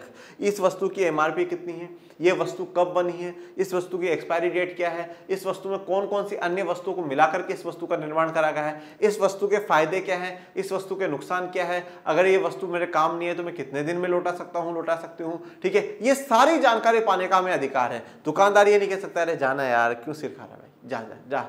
ठीक है, आप उसको बताना पड़ेगा। आप पूछेंगे भैया ये किस किस चीज से बना है, ये कैसे है। अब जैसे फॉर एग्जांपल मैं आपको यहाँ का उदाहरण देता हूँ, लर्निंग शेयर का उदाहरण देता हूँ। आप कॉल करते हो टीम के पास, जी मैम हमें सर 10th का कोर्स खरीदना है उड़ान बैच का। अच्छा, तो मैम हमें क्या क्या फैसिलिटीज़ मिलेगी। हाँ बेटा ये मिलेगा। अच्छा, हैंड रिटन नोट्स कौन से हैं, टीचर के हाथ से लिखे हुए हैं या फिर कलरफुल वाले हैं। अच्छा, एमसीक्यूज कौन से करवाओगे, बिहार का अलग है या सबका है बेटा, बिहार का अलग है। अच्छा, तो मॉडल पेपर कराओगे नहीं कराओगे, कराएंगे बेटा। अच्छा, तो ये चीज़ होगी या नहीं होगी। आप लोग 10 मिनट 15 मिनट तक फ़ोन पर बात करते हो। फिर अपने कुछ बच्चे ऐसे होते हैं जो माँ बाप से भी कराते हैं, और माँ बाप से कराते हैं तो क्या है, फिर हम उनको जानकारी देते हैं, फिर आप लोग कोर्स खरीदते हो। और उसके बावजूद भी फिर कभी कभार कोई बीच में परेशानी हो जाती है, ऐप नहीं चल रहा है या वीडियोस नहीं आ रहे, कोई भी बात हो जाती है, तो आप फिर टीम को कॉल करते हो, फिर जानकारी लेते हो ना, तो आपको सूचना पाने का अधिकार है। चुनाव या पसंद करने का अधिकार। उपभोक्ता अपने अधिकार के अंतर्गत विभिन्न निर्माताओं द्वारा निर्मित विभिन्न ब्रांड, किस्म, गुण, रूप, रंग, आकार तथा मूल्य की वस्तुओं में किसी भी वस्तु का चुनाव करने को स्वतंत्र है। तो जो भी व्यक्ति है, जो भी उपभोक्ता है, वो चुनाव करने के लिए, किसी वस्तु को चुनने के लिए पूर्ण रूप से स्वतंत्र है, पूर्ण रूप से आजाद है। अब स्वतंत्र किस प्रकार से कि भाई मार्केट में हमने कहा वैश्वीकरण के कारण खूब सारी वस्तु है, हमारे पास बहुत सारे ऑप्शन है, तो मैं चाहूं जिस वस्तु को खरीद सकता हूं, मेरे पास पूरी छूट है। ऐसा नहीं कर सकते कि नहीं भैया ये सामान मत खरीदो, ये सामान यही खरीदना पड़ेगा। मैं किसी भी ब्रांड का खरीदूं, मैं कैसे भी किस्म का खरीदूं, उसके कोई से भी अच्छे गुण का, रूप, रंग, आकार, किसी भी आधार पर मैं कोई से भी सामान को खरीद सकता हूं। कोई दुकानदार मुझ पर दबाव नहीं बना सकता कि नहीं भैया यही वाला सामान लेकर के जाओ, ये दूसरा वाला नहीं। हाँ, वो सिर्फ समझा सकता भैया ये अच्छा है, ये लेकर के जाइए, आप ये अच्छा लगे, पर मैं बोलने नहीं, मुझे तो ये अच्छा लग रहा है, यही लेके जाऊंगा, तो ठीक है भैया फिर ये ले जाइए। चुनाव करने का भी हमारे पास अधिकार है। सुनवाई का अधिकार। उपभोक्ता को अपने हितों को प्रभावित करने वाले सभी बातों को उपयुक्त मंचों के समक्ष प्रस्तुत करने का अधिकार है, ठीक है। और अगर आपके साथ किसी भी अधिकार में आपकी बात नहीं होती है, अगर आपके साथ चीटिंग हो जाता है, तो जो मंच है, अभी आगे हम लोग पढ़ेंगे कि जो अलग अलग प्रकार के कोर्ट है, वहां पर आपकी बात को रखने का भी अधिकार आपको होगा। शिकायत या निवारण क्षतिपूर्ति का अधिकार। यह अधिकार लोगों को आश्वासन प्रदान करता है कि क्रय की गई वस्तु या सेवा उचित ढंग की अगर नहीं निकली तो उन्हें मुआवजा दिया जाएगा। इसका क्या है? क्षतिपूर्ति का अधिकार। जो नुकसान हुआ है उस नुकसान की भरपाई करी जाएगी, उस नुकसान को पूरा करा जाएगा और उसके लिए क्या करा जाएगा? आपको मुआवजा दिया जाएगा। तो जिस भी प्रकार का आपको नुकसान हुआ है उस नुकसान के लिए आपको क्या करा जाएगा? मुआवजा दिया जाएगा, कॉम्पेंसेशन आपको दिया जाएगा। अगर वो वस्तु ठीक नहीं निकलती, अगर अच्छी ढंग की नहीं होती है तो आपको मुआवजा देंगे। फिर है उपभोक्ता शिक्षा का अधिकार। उपभोक्ता शिक्षा का अधिकार के अंतर्गत किसी वस्तु के मूल्य, उसकी उपयोगिता, उसकी कोटि, उसकी सेवा की जानकारी एवं अधिकारों से ज्ञान की प्राप्ति की सुविधा है। तो मतलब उपभोक्ता को हमेशा शिक्षा का अधिकार है कि वो किसी भी जो भी वस्तु है उसकी पूरी जानकारी वो ले, उसके बारे में हमेशा शिक्षित रहे, उसको पता रहे कि हाँ भाई साहब ये यहाँ पर ऐसा है, ये सही है, ये गलत है। उसको उस वस्तु के मूल्य के बारे में पता हो, उसकी उपयोगिता मतलब उसके लिए कितनी यूजफुल है, कितनी काम योग्य है, उसकी कोटि क्या है, उसका स्टैंडर्ड क्या है, उसकी सेवा जानकारी, हर चीज के पास उसकी जानकारी होनी चाहिए। देखिए मैं आपको एक और इंटरेस्टिंग बात बताता हूँ। जब आप क्लास 12th में इकोनॉमिक्स पढ़ेंगे ना, हम कुछ नियम पढ़ते हैं बेटा वहां पर, हम वहां पर कुछ नियम पढ़ते हैं, ठीक है, क्योंकि क्लास 12th की इकोनॉमिक्स थोड़ी सी स्टैंडर्ड वाली इकोनॉमिक्स होती है, तो हम वहाँ कुछ नियम पढ़ते हैं, उसका नियम, इसका नियम। तो वहाँ पे जितने भी नियम आज तक मैंने पढ़े ना, वहाँ पे एक बात ये मानी गई है कि उपभोक्ता विवेकशील है। उपभोक्ता कैसा है? विवेकशील है। विवेकशील का मतलब क्या होता है?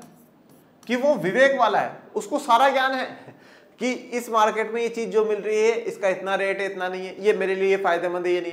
मतलब हम क्लास 10 तक उपभोक्ता को जगाने की बात कर रहे हैं और क्लास 11 12 में हम मान करके पढ़ते हैं कि उपभोक्ता विवेकशील है। उपभोक्ता को पूरा ज्ञान है मार्केट का कि ये वस्तु इतने में मिलती है, इतने में नहीं मिलती है, मुझसे ज्यादा ले रहा है, मुझसे कम ले रहा है, उसको पूरा ज्ञान होगा, उसको पूरा नॉलेज होगा, उसी को कहा जाता है उपभोक्ता विवेकशील है, या इंग्लिश में इसको राशनल कहा जाता है बेटा। उपभोक्ताओं के अधिकारों की रक्षा एवं हितों का संरक्षण करने के लिए सरकारी स्तर पर केंद्रीय उपभोक्ता संरक्षण परिषद एवं राज्य स्तर पर राज्य उपभोक्ता संरक्षण परिषद की स्थापना करी गई है। तो उपभोक्ताओं के अधिकारों के लिए क्या करा गया? केंद्रीय स्तर पर केंद्रीय उपभोक्ता संरक्षण परिषद खोला गया है सरकार द्वारा, और यहाँ पर राज्य उपभोक्ता संरक्षण परिषद राज्यों में खोला गया है। अब बात करते हैं उपभोक्ता संरक्षण हेतु सरकार द्वारा गठित न्यायिक प्रणाली, ठीक है। अब अगर कहीं किसी भी उपभोक्ता के साथ कुछ गलत हो गया तो कहां जाएगा? ठीक है, कहां जाएगा, कहां कहेगा कि साहब मुझे मुआवजा दिलाओ, मेरे साथ गलत हुआ है? तो उसके लिए पूरा एक न्यायिक प्रणाली बनाई गई है, एक पूरा जुडिशियल स्ट्रक्चर बनाया गया है।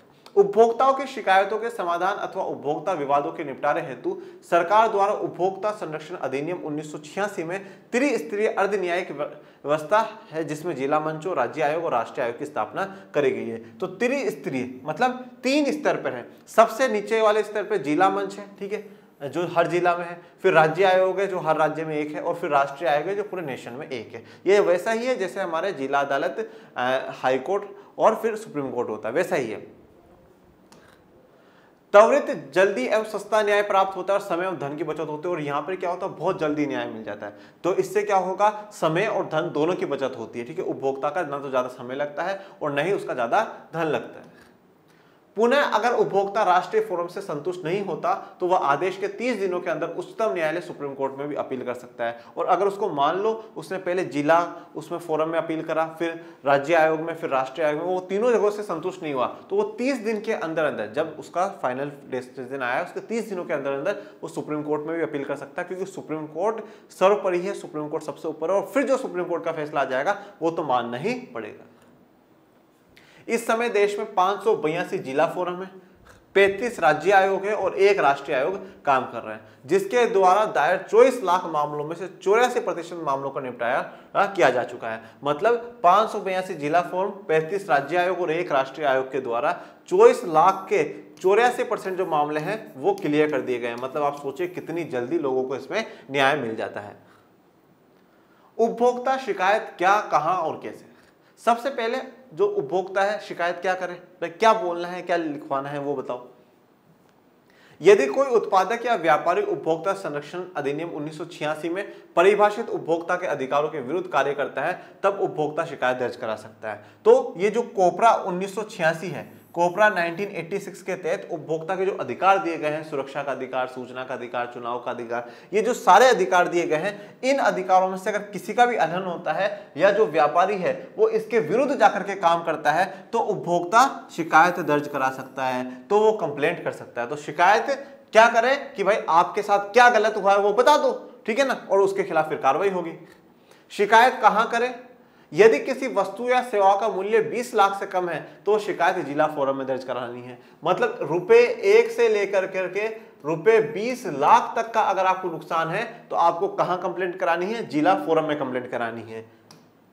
पुनः अगर वस्तु व सेवा का मूल्य 20 लाख के रुपए ऊपर और 1 करोड़ के नीचे हो तो शिकायत राज्य आयोग के पास होगी। तो यहां पर तो जिला फोरम के पास अगर आपका 1 रुपए से लेकर के 20 लाख रुपए तक का नुकसान हुआ है या उस वस्तु की कीमत 1 रुपए से 20 लाख के 20-30 से आपको नुकसान हुआ है तो आप जिला फोरम में जाओगे।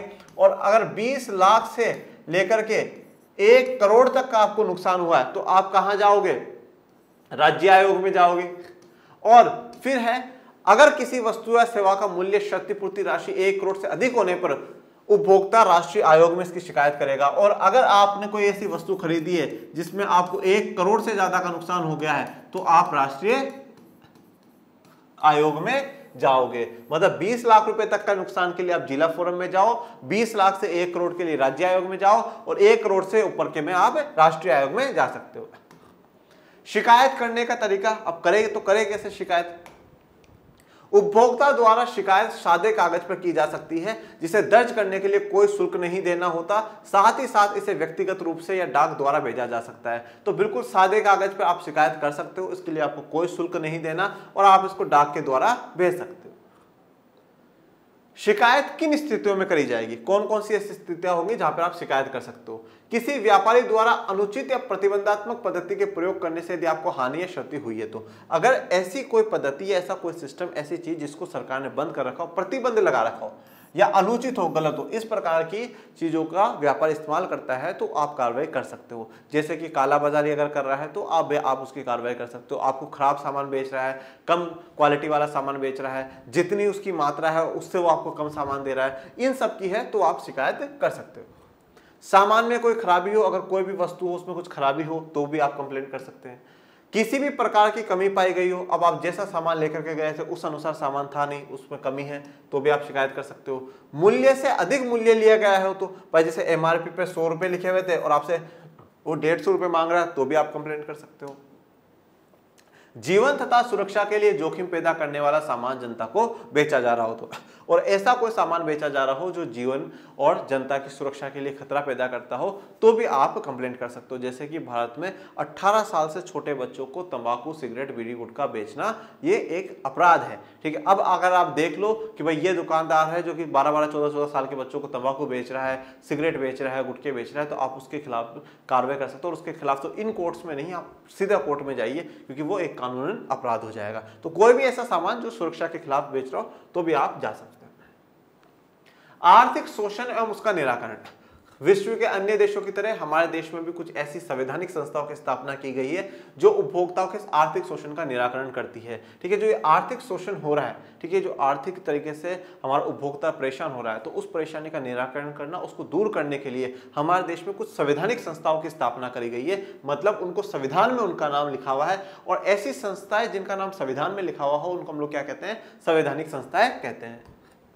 मुख्य रूप से राष्ट्रीय, राज्य और निम्न प्रशासकीय स्तर पर दो संस्थाएं महत्वपूर्ण है जो लोगों के जीवन और उपभोग के अधिकारों को संरक्षण देती है। तो दो संस्थाओं का यहाँ पर आपकी किताब में जिक्र करा है। दो कौन कौन सी है? पहला है राष्ट्रीय मानव अधिकार आयोग और दूसरा है सूचना आयोग। चलिए दोनों की बात कर लेते हैं। मानव अधिकार आयोग हमारे देश में जो राष्ट्रीय स्तर पर एक उच्चतम संस्था है जो मानवीय अधिकारों की रक्षा और उनके अधिकारों से संबंधित हितों के लिए सुरक्षा प्रदान करती है। देखिए, राष्ट्रीय मानव अधिकार आयोग का काम क्या है? राष्ट्रीय मानव अधिकार आयोग एक कानूनी रूप से आयोग है, वैधानिक आयोग है। इसका जिक्र संविधान में नहीं है, परंतु भारत की संसद ने एक कानून बनाया था, ठीक है, और उस कानून में बोला गया कि एक राष्ट्रीय मानव अधिकार आयोग होगा। मतलब कानून के द्वारा ये राष्ट्रीय मानव अधिकार आयोग बना है। कब बनाया था? 1993 में, 1993 में ये राष्ट्रीय मानव अधिकार आयोग बनाया था। और इसका काम क्या है? अब आप देखते हो कि हमारे संविधान ने 6 मौलिक अधिकार हमें दिए हैं। इसके अलावा और भी बहुत से अधिकार है, हमें वोट डालने का अधिकार है, बहुत से अधिकार हमें दिए गए।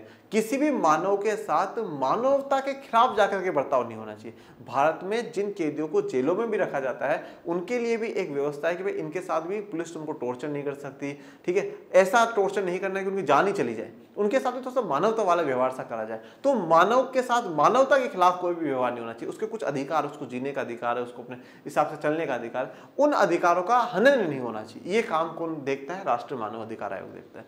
राष्ट्रीय मानव अधिकार आयोग में का जो अध्यक्ष होता है वो कौन होता है? जो हमारा सुप्रीम कोर्ट है ना, सुप्रीम कोर्ट के जो चीफ जस्टिस रह चुके हैं, मुख्य न्यायाधीश रह चुके हैं, पर वो अब रिटायर हो गए, उन रिटायर मुख्य न्यायाधीश को इसका हेड बनाया जाता है। इतनी पावरफुल पोस्ट जो होती है उनको यहाँ पर बिठाया जाता है और फिर उनको बोला जाता है आप ये देखो पूरे देश में कहीं किसी मानव के साथ मानवता के खिलाफ वाला कोई काम ना हो। ठीक है, उसके जो अधिकार है वो अधिकार सेफ रहने चाहिए। तो मानवीय अधिकारों की रक्षा करते हैं, मतलब मानव के अधिकारों की रक्षा करते हैं और उन अधिकारों से संबंधित हितों के लिए सुरक्षा प्रदान करते हैं। मतलब जो अधिकार लोगों को मिले हुए हैं उन अधिकारों को प्रदान कराने का भी काम करते हैं। परंतु राष्ट्रीय मानव अधिकार आयोग किसी को सजा नहीं दे सकता। वो किसी भी अधिकारी को बुला सकता है कि साहब वहां पर ये वाला इंसिडेंट हुआ था, आप लोगों ने क्या एक्शन लिया? वहां पे छोटे बच्चों के साथ बाल मजदूरी करवाई जा रही थी, आप लोगों ने कोई एक्शन नहीं लिया। वो किसी को भी बुला सकता है। ठीक है, पूरी जानकारी पा सकता है, कोई फाइल मंगवा सकता है, सरकार को जानकारी दे सकता है कि सर ये काम है, इस कानून आप बनाइए और इस पे मुख्य एक्शन आप जल्दी से जल्दी लीजिए। परंतु वो लोग खुद किसी को सजा नहीं सुना सकते, ये बात ध्यान रखिएगा। इस संस्था को राष्ट्रीय मानव अधिकार आयोग कहते हैं। ठीक है, राष्ट्रीय मानव अधिकार आयोग का महत्व इस बात से बढ़ जाता है कि इसके अध्यक्ष भारत के उच्चतम न्यायालय सुप्रीम कोर्ट के अवकाश प्राप्त प्रधान न्यायाधीश होते हैं। तो जो चीफ जस्टिस हैं भारत के, जो मुख्य न्यायाधीश रहे हैं पर जो अब क्या हो चुके हैं, रिटायर हो चुके हैं, ठीक है, उनको क्या बनाया जाता है? इसका अध्यक्ष बनाया जाता है। तो सोचिए सुप्रीम कोर्ट के जो जज हैं उनके पास कितना तो पूरा संविधान का अच्छे से ज्ञान है, पूरे भारत की कानून व्यवस्था, आईपीसी, सीआरपीसी, सबका उनको ज्ञान है, सारे अधिकारों का सबका उनको अच्छे से नॉलेज है, उनको इनका अध्यक्ष बनाया जाता है। इसी तरह देश के प्रत्येक राज्य में एक राज्य मानव अधिकार आयोग भी खोला गया है। तो जैसे देश पर राष्ट्रीय मानव अधिकार आयोग है, वैसे हर राज्य में राज्य मानव अधिकार आयोग खोले गए हैं। राष्ट्रीय महिला आयोग तथा राज्य महिला आयोग का भी गठन किया गया है, क्योंकि महिलाओं के साथ बहुत ज्यादा क्या होता है, भेदभाव होता है, बहुत ज्यादा उनके ऊपर घरेलू हिंसा के केस भी देखने को मिलते हैं। तो उन बातों को ध्यान में रखते हुए भी भारत सरकार ने राष्ट्रीय महिला आयोग और राज्य महिला आयोग भी खोले। अब बात करते हैं सूचना आयोग की। उपभोक्ता अपने अधिकारों की रक्षा तभी कर सकते हैं जब उन्हें उपभोग की वस्तु और सेवाओं के उत्पाद संबंधी सभी सूचना उपलब्ध हो। देखिए, तो उपभोक्ता अपने अधिकारों की रक्षा तभी कर सकता है जब उसको पूरी सूचना उपलब्ध हो, उसको जब पूरी जानकारी हो कि साहब ये वस्तु ऐसी है, इस वस्तु की इतनी कीमत है, इस वस्तु पर मुझे इतना पैसा देना है, इतना लेना है, ये वस्तु इतना यूजफुल है, इतनी खराब है। जब उसके पास पूरी जानकारी, उसके पास पूरी जानकारी होगी तभी वो क्या कर पाएगा, अपने अधिकारों की रक्षा कर पाएगा। उपभोक्ता के इस समस्या के निराकरण के लिए सरकार द्वारा देश के राष्ट्रीय स्तर पर राष्ट्रीय सूचना आयोग और राज्य स्तर पर राज्य सूचना आयोग का गठन किया गया है। तो भारत ने इसके लिए राष्ट्रीय सूचना आयोग और राज्य सूचना आयोग खोले हैं। ओके, फिर बात करते हैं सूचना का अधिकार क्या है। बेटा, सूचना का अधिकार, राइट टू इंफॉर्मेशन एक अलग चीज है, यह 2005 में आया। इसके तहत तो यह है कि कोई भी सरकारी कार्यालय में आप किसी भी बात का जानकारी पा सकते हो, ठीक है। कोई किसी भी सरकारी कार्यालय में आप जानकारी पा सकते हो। जैसे मान लीजिए आप कि सर हमारा रिजल्ट कब तक आएगा, उस बात की आपको जानकारी चाहिए तो वो आपको RTI लगा दो, या आपको कोई पहले की बात जाननी हो कि साहब इस बात के बारे में मुझे जानना है तो वो RTI लगा सकते हो। तो RTI सूचना का अधिकार, आप किसी भी सरकारी डिपार्टमेंट में जानकारी पा सकते हो। परंतु देखिए कुछ ऐसे डिपार्टमेंट्स होते हैं जो सब पूरा RTI के तहत नहीं आते। जैसे आप डिफेंस में आप मिलिट्री की पूरी जानकारी पाना चाहो, आपको नहीं मिलेगी। आप जुडिशरी में, न्यायपालिका की भी आपको पूरी जानकारी नहीं दी जा सकती, ठीक है। हाँ, बाकी डिपार्टमेंट में जो जनता से डायरेक्टली जुड़े हुए हैं उनकी आप जानकारी पा सकते हैं, आपको जानकारी दी जाएगी। सूचना का अधिकार आम आदमी के अधिकार को संपन्न बनाने हेतु सरकार द्वारा महत्वपूर्ण कदम उठाया गया है। तो सूचना का अधिकार जो आम आदमी के अधिकार है उनको संपन्न बनाने के लिए, उनको मजबूत बनाने के लिए एक बड़ा कदम सरकार का है। सूचना के अधिकार का तात्पर्य है कोई भी व्यक्ति अभिलेख, ईमेल, आदेश, दस्तावेज, नमूने, इलेक्ट्रॉनिक आंकड़ों आदि के रूप में ऐसी प्रत्येक सूचना प्राप्त कर सकता है जिसकी उसे आवश्यकता हो। तो सूचना के अधिकार के तहत हम किसी भी प्रकार का कोई भी डेटा, कोई भी रिकॉर्ड, कुछ भी जिसकी हमें आवश्यकता हो हम वो मांग सकते हैं और वो डिपार्टमेंट को देना पड़ेगा। जिस भी डिपार्टमेंट से जुड़ा हुआ है आप उस डिपार्टमेंट में वो भेज दीजिए, आपको वो उसकी जानकारी दे दी जाएगी, उसको आप RTI कहते हैं। जिसकी सूचना 30 दिनों में दी जाती है और विशेष कोई परिस्थिति हो, कुछ स्पेशली मांगा गया तो 48 घंटे के अंदर उसकी सूचना उपलब्ध कराना आवश्यक हो जाता है, जरूरी हो जाता है। तो ये सूचना का अधिकार भी है, ये सरकारी डिपार्टमेंट पर लागू होता है। ओके, तो इसी के साथ जो हमारा जो चैप्टर है वो भी पूरा कंप्लीट होता है। तो आप भी जागरूक बनिए और थोड़ा सा आप क्लास 10th में जागिए भी, जिससे कि आप खूब मेहनत कर सकें, खूब पढ़ सकें और पढ़ते रहिए, आगे बढ़ते रहिए। मिलेंगे ऐसे ही वन शॉट में, तब तक के लिए थैंक यू सो मच। जय हिंद, जय भारत।